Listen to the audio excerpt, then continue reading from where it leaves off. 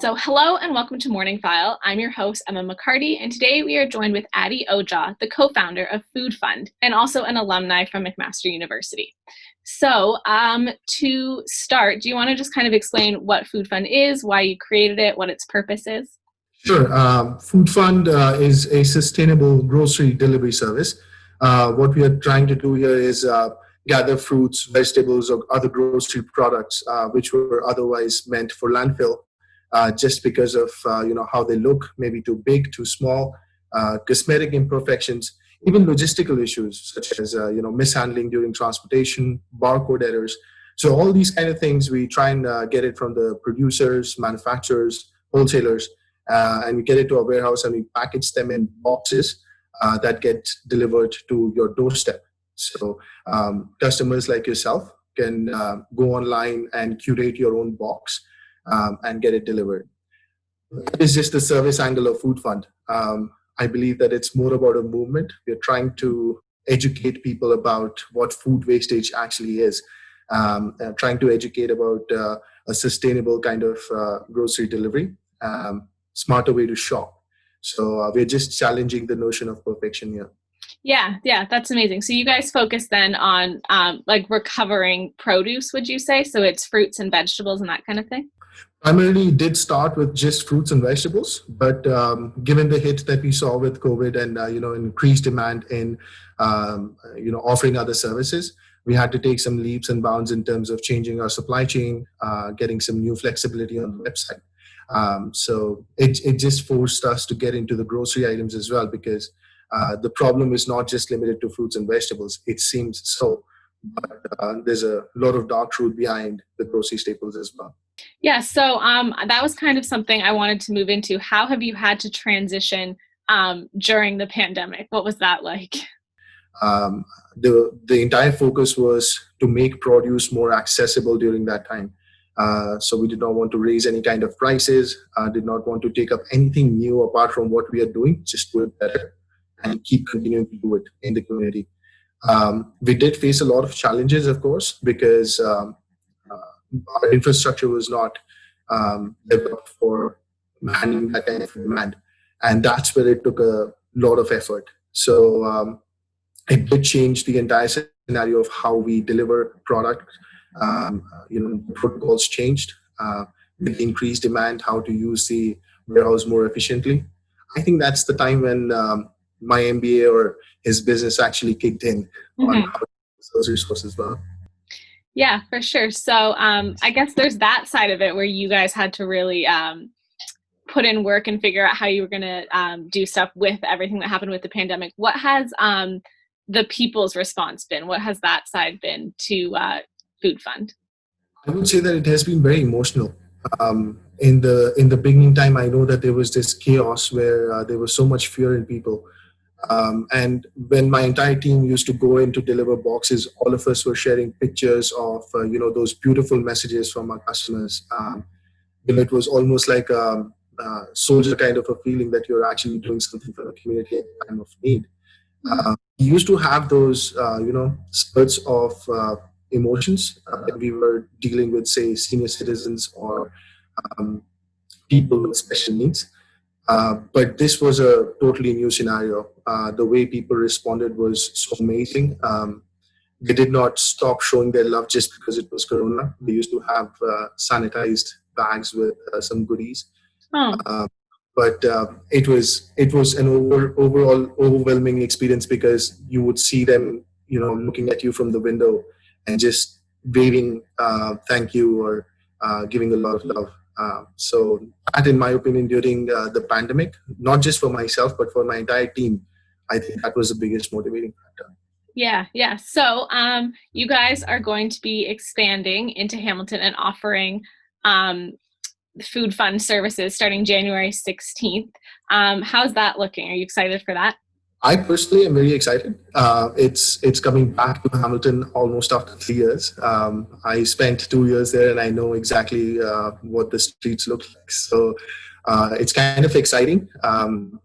And I think Hamilton is also, just because you mentioned pandemic, it's not in one of the greatest states. So I think it's time that we extend our services there so that we offer the same kind of help that we can in the local communities in Kitchener, Waterloo, or London. I think it's time that we get into Hamilton as well. Not only just for the community, I mean people like households. I also mean partnerships with Food Bank, because that's one of the things that gets ignored with services like this. On a weekly basis, we do donate a lot of produce or grocery staples to such organizations. So I'm more excited about that because I personally have seen a lot of things happening in Hamilton back in the days, and it's finally time to offer some kind of help and be a part of a solution to building communities, kind of a sustainable community in Hamilton.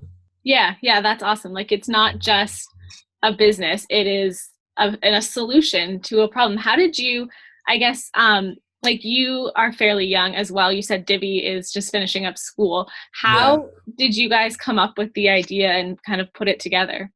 It was a long time ago. I think it was 2017 August, July and August. The entire family was going out for dinner, and we saw this particular person standing on the streets with a placard, homeless and hungry. Not a rare occurrence. So it was a coincidence that on the radio they were mentioning about 1 in 8 Canadians not knowing where the next meal is coming from. That kind of sparked Devi, actually. So he started doing some research as to what's really happening, and we stumbled across this big headline. 40% of produce gets dumped or gets wasted. 40% of food that Canada really grows goes to waste. So on this research, we found that one of the biggest reasons was actually the way our mentality has been since we're growing up. We are always used to seeing an apple as red in color. We're always used to see, a pepper with nice 4 base. So that kind of sparked, meeting with farmers. And the best thing about farmers is that they never talk to you over the phone, or they don't respond to an email. So you really have to go in there and speak to them in person. It was just not making sense that 1 in 8 Canadians do not know where the next meal is coming from, and we are wasting that much food. And we had to go to the source to understand what's really happening. And the biggest problem of solving a problem is accepting the problem. And I think that was the biggest challenge, because you go to the farmers, they don't want to accept the dark truth. They don't want to accept that they waste a lot of food. Some of them did. We did partner up with them in the beginning. But I believe, thanks to you guys, the media is now putting it out there that global warming is kicking in. Getting rid of plastic is kicking in. Europe has already put in the strict laws about how not to waste food. So those kind of things started trickling back in 2017. And this was one angle of the supply chain. This was the producer side. The next challenge was the consumer side, because how do you, educate people about the fact that this is perfectly good food to eat? I think when we started off in London, it was very heartwarming and accepting kind of a feeling, because the very first problem that we actually faced was, what is wrong with this? And that is exactly what success meant to us, because there was absolutely nothing wrong with a pepper sprouting off another pepper. That's how produce grows. So yeah, it sounds like an amazing business and an amazing angle to solve a problem that we're having all over Canada. So I guess my last question for you then is, where can people go who are interested in learning more or signing up for your services? It's pretty easy. You can go on to foodfund.ca. You can take a survey that'll ask you questions and try and personalize, the kind of box that you should ideally have.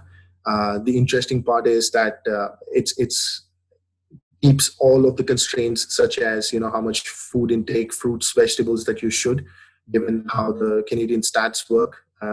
So it'll recommend you a box, and then you choose each and every item that goes into the box. It's fully customizable.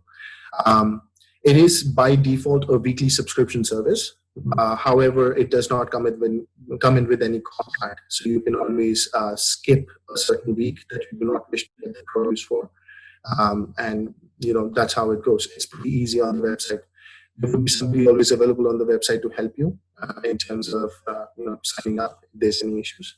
You can always reach out to us through support@foodfund.ca. That was Adi Ojha, the co-founder of FoodFund. FoodFund began in 2017 and is expanding to Hamilton on January 16th, 2021. So make sure to check out their website and sign up if you're interested. As always, you can visit cfmu.ca for more content.